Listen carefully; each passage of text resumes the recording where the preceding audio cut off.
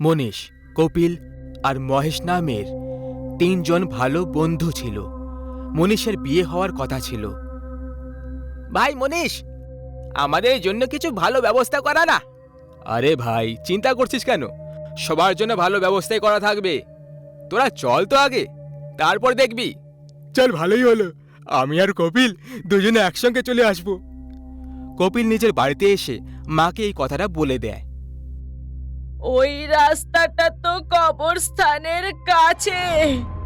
আমি শুনেছি ওটা নাকি খুব বিপজ্জনক রাস্তা। আরে মা, তুমি এত চিন্তা করছো কেন? আমি ওখানে একা যাচ্ছি না, আমার সাথে মহেশও যাবে। আর আমরা কারে করে যাব, তাই কিছুই হবে না। কিছুদিন পরে দুজনে তাদের শহর থেকে দূরে অন্য শহরে বিয়ে অ্যাটেন্ড করার জন্য বেরিয়ে পড়ল। মহেশ ভাই, আজ তো মনীষের বিয়েতে জমিয়ে নাচ করব, খাবো, মদ খাবো আর অনেক মজা করব। হ্যাঁ, এমনিতেও মনীষ কিন্তু খুব কিপটে, কখনো আমাদের কিছু জল খাবার খাওয়াতো না। ওর বিয়েতে সব হিসেব সমান সমান করা হয়ে যাবে। একদম ঠিক বলেছিস ভাই। এমনিতে জানিস, আমার মা বলছিল এই রাস্তা নাকি খুব বিপজ্জনক। কি সত্যি? আরে না, এখানে আমরা ঘর বসাতে এসেছি নাকি? চুপচাপ এখান থেকে কেটে পড়বো। দুজনে এগিয়ে চলেছিল, তখনই হঠাৎ গাড়িটা থেমে গেল। আরে ভাই, এখন গাড়িটার কি হয়ে গেল? কি জানি, চল নেমে দেখি কি হয়েছে। দুজনে গাড়ি থেকে নেমে গাড়িটার দিকে দেখতে লাগে। আমি একটা কাজ করি, আমি গাড়ি চালানোর চেষ্টা করি, তুই ধাক্কা মার। দুজনে গাড়ি চালানোর অনেক চেষ্টা করে, কিন্তু গাড়িটা কিছুতেই চলল না। মনে হচ্ছে না এই গাড়িটা আর আগে এগোবে। কোনো মেকানিককে ডেকে আনতে হবে। এখন এত রাত্রে মেকানিককে কোথায় পাবো? এমনিতেও এই জায়গাটা আমাদের জন্য একেবারে নতুন, এখানের ব্যাপারে আমরা কিছুই জানি না। তুই গাড়ির কাছে দাঁড়া, আমি একটু আগে গিয়ে দেখে আসছি, যদি কোনো মেকানিক পেয়ে যাই। ঠিক আছে, কিন্তু তাড়াতাড়ি আসবি। কিছুক্ষণ পর কপিল গাড়ির সামনে চলে আসে। আরে কপিল, কি হলো?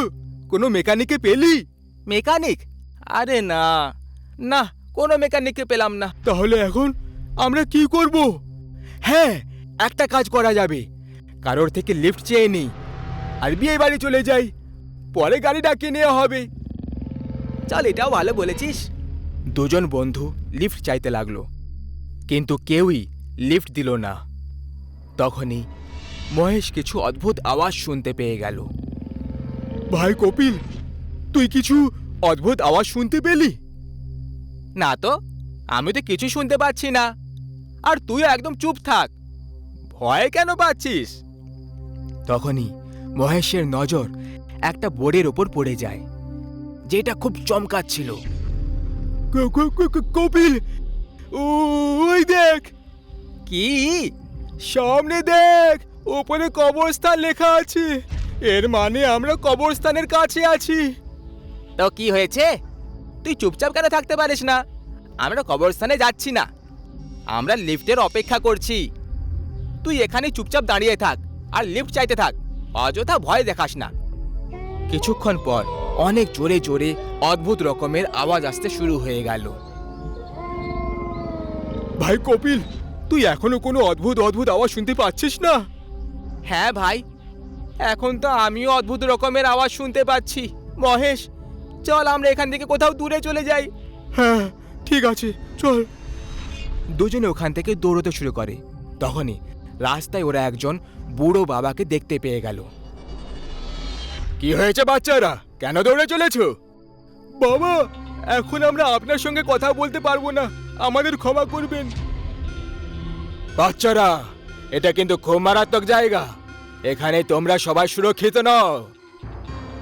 আমি তোমাদেরকে একটা রাস্তা বলে দিচ্ছি, সেই রাস্তা দিয়ে যেও, সেখানে তোমরা একদম সুরক্ষিত থাকবে। ঠিক আছে ঠিক আছে, বলুন, তাড়াতাড়ি বলুন। বাবা কপিল আর মহেশকে রাস্তা বলে দিলেন। ওরা দুজন আগে এগোতে লাগলো। কপিল, বাবা এখান থেকে ডান দিকে মুড়তে বলেছিল, চল যাই তাহলে। দুজনে ডান দিকে মুড়ে যায় আর এগিয়ে যেতে থাকে। তখনই দেখে ওরা দুজন আবার কবরস্থানের ভেতরে পৌঁছে গেছে। এটা কি হয়ে গেল? বাবা তো বলেছিল এই রাস্তা একদম সুরক্ষিত, কিন্তু সে তো আমাদেরকেই কবরস্থানে পৌঁছে দিল। যখনই দুজনে পালাতে লাগলো, চারিদিক দিয়ে ঘেরাবন্দি শুরু হয়ে গেল, আর দুজনে আর পালাতে পারল না। মনে হচ্ছে আমরা খুব বড়ভাবে ফেসে গেছি। বাঁচাও, বাঁচাও, কেউ আমাদের বাঁচাও! মহেশ খুব চিৎকার করে, কিন্তু কেউই ওখানে ওদের বাঁচাতে এলো না। কবরস্থান থেকে আজব আজব রকমের আওয়াজ আসতে শুরু হয়। কপিল, কোনো উপায় নেই যেখান থেকে আমরা এই জায়গা থেকে বেরোতে পারবো? জানি না, আমি তো কিছুই বুঝতে পারছি না। তখনই হঠাৎ ওখানে সেই বুড়ো বাবাটা এসে যায়, যে বাবা ওদের দুজনকে রাস্তা বলেছিল। বেচারা বাচ্চারা, এসে গেলে আমার কথা শুনে। মনে হচ্ছে তোমরা দুজন এখান থেকে পালাতে চাইছো কি, তাই না? আমরা এখান থেকে যেতে চাই, আমরা তোমাকে ছাড়বো না। আগে নিজেকে তো বাঁচিয়ে নাও, তারপর আমার ক্ষতি করে নিও। আরো কয়েকজন লোক ওই বাবার কথায় এসে এই কবরস্থানে এসে কপিল আর মহেশের সঙ্গে ফেঁসে যায়। এখান থেকে বেরোনোর জন্য আমাদের কিছু না কিছু একটা তো করতেই হবে। সবাই অনেক চেষ্টা করে, কিন্তু কেউই ওখান থেকে বেরোতে পারলো না। ওই বুড়ো বাবা খুব বেশি রেগে যায় আর কপিলকে ধরে ফেলে। এবার তো এ গেল। না, আমার বন্ধু কপিলকে কিছু করবে না। মহেশ বুড়ো বাবার দিকে একটা পাথর ছুঁড়ে দেয়। তার হাত থেকে কপিল ছাড়া পেয়ে যায়। তাড়াতাড়ি চল এখান থেকে, আমরা পালিয়ে যাই, চল। এখন কিছুক্ষণ অবধি সামলাতে পারবে না। কপিল মহেশের কাছে এলো না। কি হলো কপিল, তুই যাচ্ছিস না কেন? তখনই কপিল এক ভয়ঙ্কর ভূতের রূপ ধারণ করে নেয়। কপিল, কে কপিল? আমি এই কবরস্থানের ভূত। তোর বন্ধু কপিল, ও তো কবেই আমার শিকার হয়ে গেছে। আমি ওর শরীরে এতক্ষণ ঘুরে বেড়াচ্ছিলাম যাতে আমি তোদের সবাইকে আমার শিকার বানাতে পারি। ভূত ওই বুড়ো বাবাকে ধরে ফেলে আর এক ঝটকাতে গলা টিপে তাকে শেষ করে ফেলে। কবরস্থানের ভূতের কথা শুনে মহেশ অবাক হয়ে রয়ে যায়। তাহলে কি এতক্ষণ আমি ভূতের সঙ্গে ঘুরে যাচ্ছিলাম? হ্যাঁ, আমি এই কবরস্থানের ভূত। যখনই তোদের ওই গাড়িটা খারাপ হয়েছিল, কপিল কিছুক্ষণের জন্য মেকানিককে খুঁজতে গেছিল, সেই সময়ে আমি ওকে শেষ করে দিয়েছি। আর তখন থেকে আমি তোর সঙ্গে ছিলাম। তোকে এখান অবধি আনার জন্য ওই বুড়োটাও আমারই পাঠানো লোক ছিল। আমি ওকে নিজের অধীনে করে নিয়েছিলাম। বাঁচাও, বাঁচাও, কেউ আমাদেরকে বাঁচাও। কবরস্থানের ভূত আগে এগিয়ে আসে আর মহেশের সাথে সাথে বাকি সব লোকেদেরকে নিজের সঙ্গে তুলে নিয়ে চলে যায় আর সবাইকে নিজের শিকার বানিয়ে ফেলে। বন্ধুর বিয়ে অ্যাটেন্ড করতে এসেছিল মহেশ, আর কপিল কবরস্থানের ভূতের শিকার হয়ে রয়ে যায়। রাত প্রায় 1টা বাজে। গ্রামের বাইরে একটা পুরনো গুহা থেকে মন্ত্র উচ্চারণের আওয়াজ আসে। ওম ত্রম্বকম আর এক আজমাহি তান্ত্রিক সুগন্ধিত পুষ্টি অগ্নি বর্ধনম। প্রজ্বলিত করে। ওম ত্রম্বকম তান্ত্রিক আজমাহি না থেমে সুগন্ধিত মন্ত্র পড়ে পুষ্টি যাচ্ছিল। বর্ধনম। ওম ত্রম্বকম আজমাহি সুগন্ধিত পুষ্টি বর্ধনম। ওম ত্রম্বকম আজমাহি সুগন্ধিত পুষ্টি বর্ধনম। এই ডাইনি, আমি জানি তুই এখানেই কোথাও আছিস। আমি তোর এখানে উপস্থিতি অনুভব করতে পারছি। লুকোনোর কোনো লাভ হবে না, আমার সামনে আয়। না হলে তোর সাথে ভালো হবে না। নে, এসে গেছি আমি। চলে যা এখান থেকে। চুপচাপ এখানে বসে পড়।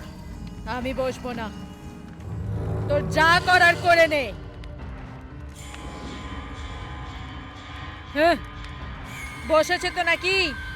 ওম ত্রম্বকম আজমাহি সুগন্ধিত পুষ্টিবর্ধনম। ওম ত্রম্বকম আজমাহি সুগন্ধিত পুষ্টিবর্ধনম।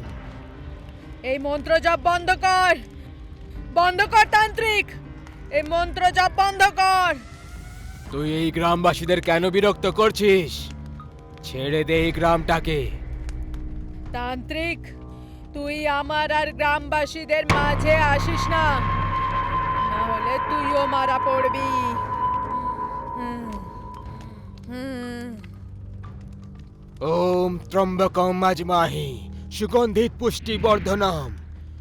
ওম ত্রম্বকম আজমাহি সুগন্ধিত পুষ্টিবর্ধনম। বন্ধ কর, বন্ধ কর। হুম। ডাইনি নিজের শক্তি দিয়ে তান্ত্রিককে এখানে ওখানে ছুঁড়ে ফেলছিল। তান্ত্রিক মন্ত্রের জপ আরো জোরে জোরে করতে লাগলো। ডাইনি নিজের হাত পা ছুঁড়তে লাগলো আর সিঁদুরটা হাওয়ায় উড়াতে লাগলো। মহাকালীর আদেশে আমি তোকে বশে করছি। হ্যাঁ, হ্যাঁ, হ্যাঁ। এটা তুই ভালো করলি না তান্ত্রিক। হুম।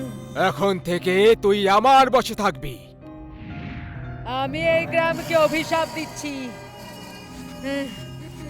আমি ফিরে আসব কোন এসেছে, আর এই গ্রামটাকে বরবাদ করে দেব। কেউ বাঁচতে পারবে না, একজনও বাঁচবে না।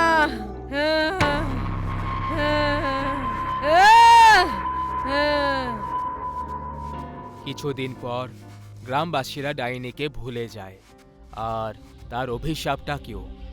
জয় নামের এক যুবক নিজের পড়াশুনো পুরো করে 6 বছর পর নিজের গ্রামে ফিরে আসছিল। পরিবারের সবাই খুব আনন্দে ছিল। আরে ভাই তাড়াতাড়ি চলো, ট্রেন এসে গেছে হবে। চলো চলো, আমি তো কখন থেকে তৈরি হয়ে বসে আছি। কিন্তু যখন ওরা স্টেশনে পৌঁছলো তখন জয়ের সঙ্গে একটা মেয়ে ছিল। বাবা, এ আমার স্ত্রী রাখি। তুই তুই তুই বিয়ে কবে করলি? 3 মাস হয়ে গেছে।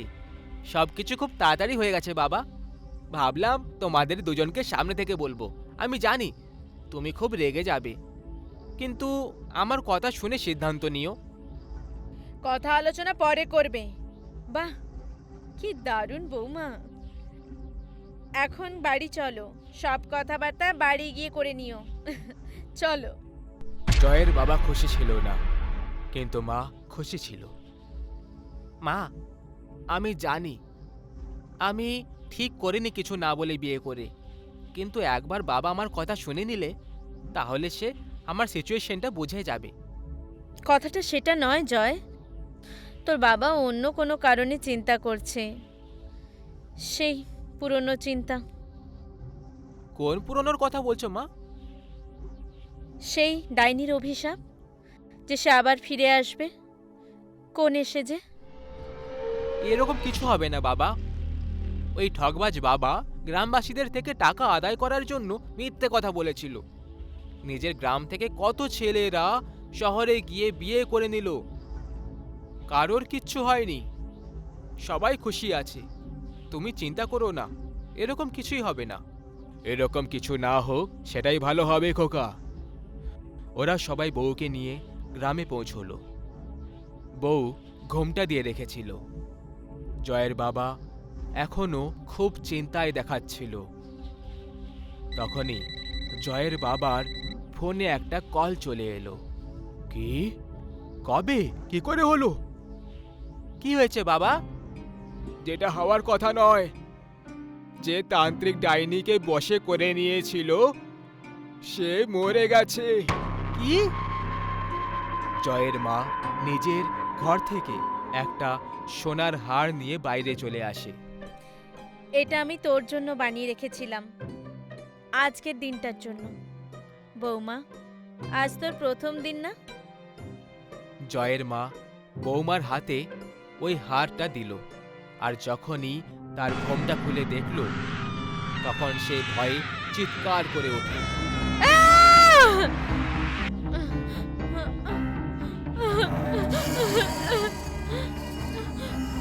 হ্যাঁ, আমি এসে গেছি।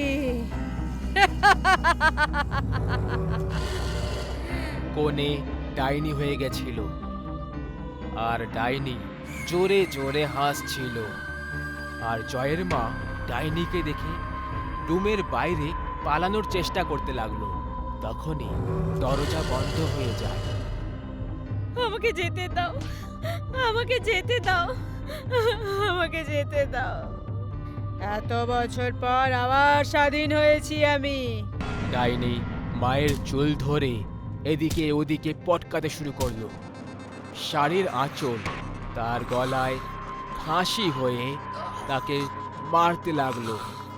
তখনই বাবা দরজা খটখট করলো। ডাইনি মাকে পাখার সাথে ঝুলিয়ে দিল। আরে শুনছো, দরজা খোলো! চিৎকারের আওয়াজ শুনে বাবা জোরে দরজায় ধাক্কা দিতে লাগলো। আর সামনের দৃশ্যটা দেখে সে অবাক হয়ে রয়ে যায়। পাখার নিচে জয়ের মায়ের লাশ ঝুলছিল। আরে কি হয়ে গেল? ডাইনি রুমের একটা কোণে বসেছিল। আর কোনো লাভ নেই, ও মারা গেছে।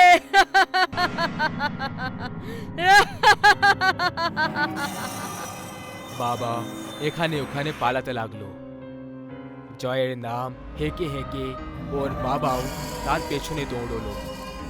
জয়, জয়!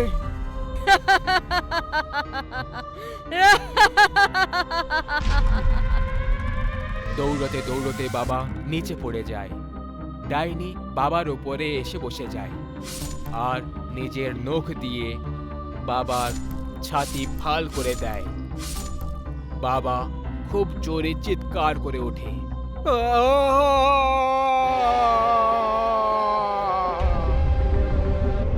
তখনই জয় ঘরের ভেতরে চলে আসে। অদ্ভুত তো, এখানে তো কেউই নেই। বৌমা এলো, সবাই ছেলেকে ভুলে গেল। জয় রুমে চলে যায়। ডাইনি নিজের পিঠের দিকে দাঁড়িয়েছিল। জয় পিছন থেকে ডাইনিকে গলা জড়িয়ে ধরে। রাখি, কেমন লাগলো আমাদের ঘর আর আমার মা বাবা, বলো? জয় আয়নায় যখন দেখে তো ও ডাইনিকে দেখতে পায়। জয় ভয়ে এদিকে ওদিকে দেখতে শুরু করে। ও ওর মা আর বাবার মৃতদেহ দেখতে পায়। তখনই ডাইনি নিজের হাতে জয়ের গলা কেটে দেয়।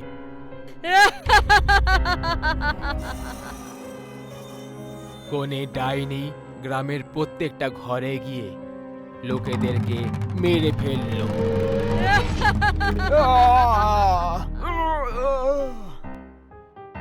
সব গ্রামবাসীরা মারা পড়ল।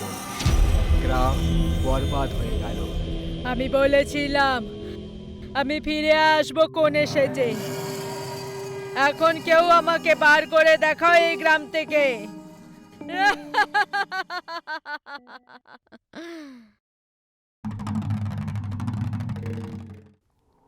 দীপক নিজের জীবনে খুব সুখী ছিল। ও নিজের গ্রামের পুরনো বাড়িতে একাই থাকতো আর কৃষিকাজ সামলাতো। জীবনটা ওর হিসেব মতোই কাটছিল। কিন্তু তখনই ওর গভীর সদমা লাগলো, এটা জেনে যে ওর জীবনে এখন আর কয়েকটা দিনই বেঁচে আছে। ওর একটা রোগ আছে যেটা 3rd স্টেজে পৌঁছে গেছে, আর এখন বলতে গেলে ওর কাছে আর 1 মাসই বেঁচে রয়েছে। একদিন সন্ধেবেলায় দীপক তার জমি থেকে বাড়ি ফিরছিল। তখনই ও কোনো একটা মেয়ের কান্নার আওয়াজ শুনতে পেল। ওই মেয়েটা ঘোমটা দিয়ে রেখেছিল, যে কারণে তার চেহারা দেখা যাচ্ছিল না। আরে কে তুমি? আর এত রাত্রে নির্জন জমিতে কি করছো? ওই অজানা মেয়েটা কাঁদতে কাঁদতে। আমার নাম মঞ্জু। আরে মালিক, এখন কি আর বলি, আমি গ্রামের রাস্তা হারিয়ে ফেলেছি। আমার কিছু বুঝতে পারছি না যে আমি কি করি। কোনো জানা পরিচিত বা ভালো মানুষকেও তো দেখতে পাচ্ছি না। তাহলে কি আজ তুমি পুরো রাত এই শুকনো জমিতে এইভাবেই কাঁদতে থাকবে? তাহলে এখন আর আর কি করব মালিক?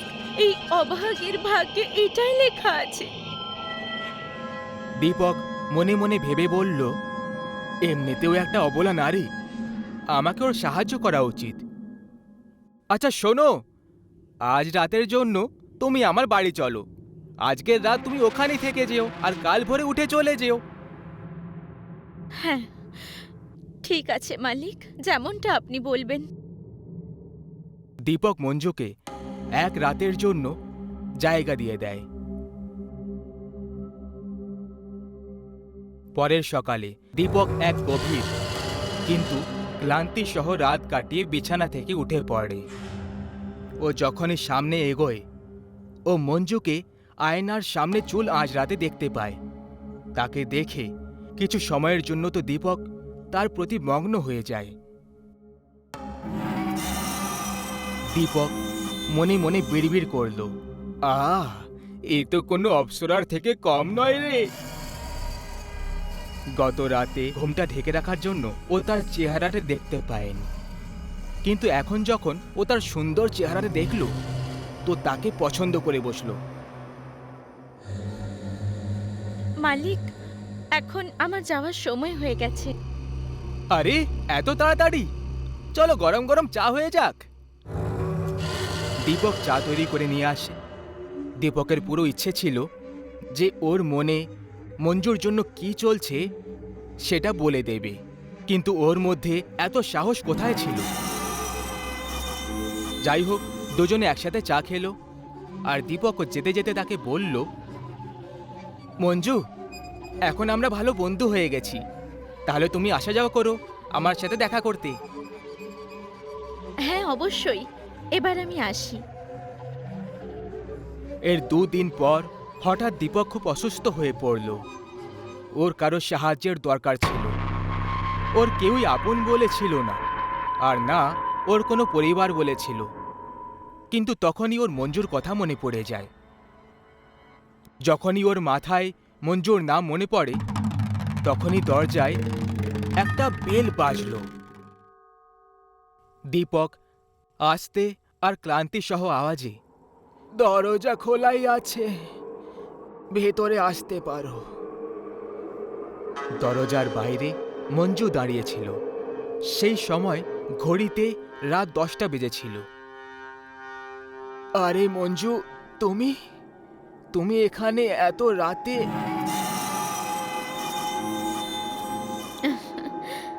আপনি আমাকে মনে করলেন আর আমি হাজির।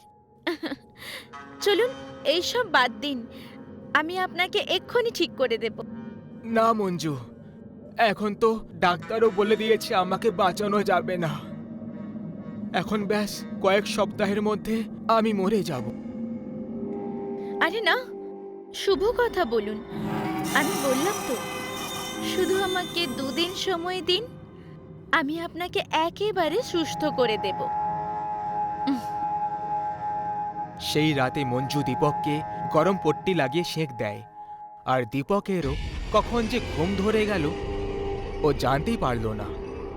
পরের দিন সকাল হলো, তখন মঞ্জু আগে থেকে উঠে জেগেছিল আর দীপকের জন্য চা তৈরি করে নিয়ে আসলো। সেদিন পুরো দিন মঞ্জু দীপকের পুরো জোর লাগিয়ে দেখাশোনা করছিল আর কিছু হার্বাল ওষুধও দিল। আজকের রাতে দুজনে একই বিছানায় বিশ্রাম করছিল। দীপক নিজের ওপর নিয়ন্ত্রণ করতে পারেনি আর গিয়ে মঞ্জুকে জড়িয়ে ধরল। মঞ্জুও যেন দীপকের সাথে খুব বেশি শান্তি পাচ্ছিল। দুজনে সেই রাতে খুব ইন্টিমেট হলো, একদম স্বামী স্ত্রীর মতো। যাই হোক, সেটা আলাদা ব্যাপার যে সে বিবাহিত ছিল না। মঞ্জু ও দীপকের প্রেমে পাগল ছিল, সেও নিজেকে থামাতে পারেনি। পরের দিনে যখন দীপকের ঘুম ভাঙল, তখন ওর খুবই ভালো অনুভব হচ্ছিল। ওর কোনো রকম জ্বর, যন্ত্রণা বা অসুস্থতার সংকেত একদম দেখতে পাওয়া যাচ্ছিল না। ও মঞ্জুকে ডাক দিতে শুরু করলো, কিন্তু মঞ্জুকে ও গোটা ঘরে কোথাও দেখতে পেল না। ও ভাবল যে লজ্জা পেয়ে চলে গেছে হয়তো, আবার অবশ্যই আসবে। কিন্তু সে নিজের দেওয়া কথা পুরো করেছে, যেটা সে বলেছিল যে সে দীপককে মাত্র 2 দিনের মধ্যে মৃত্যুর মুখ থেকে ফিরিয়ে আনবে। ও নিজের ডাক্তারের সঙ্গে দেখা করলো, আর এইবারে ওর হেলথ রিপোর্ট খুবই ভালো ছিল। ও একদম সেফ ছিল।